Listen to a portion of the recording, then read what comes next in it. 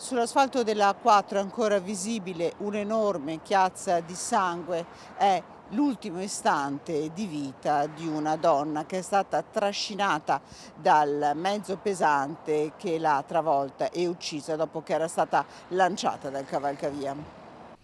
Un volo di una decina di metri, un uomo che lancia la sua donna superando questo alto parapetto. È morta così nel cuore della notte di mercoledì Giada Zanola, 33 anni, mamma di un bambino di 3, lanciata da questo punto dove una vicina ha posto un delicato mazzo di fiori e un biglietto.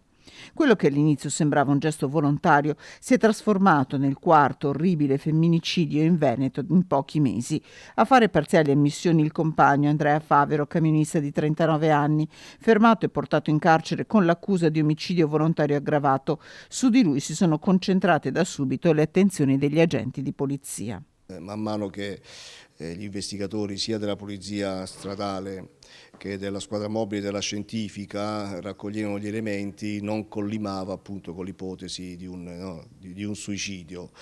È stata anche ricostruita la cosiddetta vittimologia, ovvero sia è emerso nell'ambito del rapporto di coppia una relazione che ormai era tossica, una relazione che stava per concludersi, con episodi sfociati poi in violenza non solo verbale ma anche violenza fisica, sino praticamente al tragico epilogo dell'altra notte alle 3:30. A insospettire i poliziotti alcuni lividi ed escoriazioni riconducibili a precedenti litigi sul corpo di Andrea Favero e alcune incongruenze nella ricostruzione di quanto accaduto nelle ultime ore. Alla fine l'uomo è crollato. Negli ultimi tempi le discussioni sarebbero state frequenti. Il suo timore più grande era quello di non poter più vedere il suo bambino di 3 anni.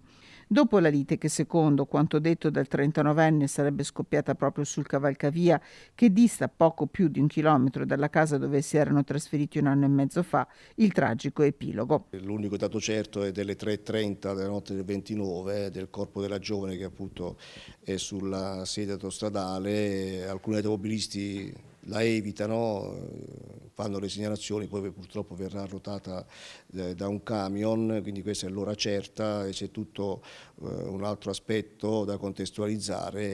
Nessuna denuncia precedente, nessuna segnalazione alle forze dell'ordine, una coppia normale, un lavoro normale, lui camionista già da commessa, una famiglia che viveva in questa casa con il loro bambino di 3 anni e 2 cani, un pastore tedesco e un husky. Una tragedia dove restano molti punti da chiarire con le prime risposte attese dall'autopsia sul corpo della donna.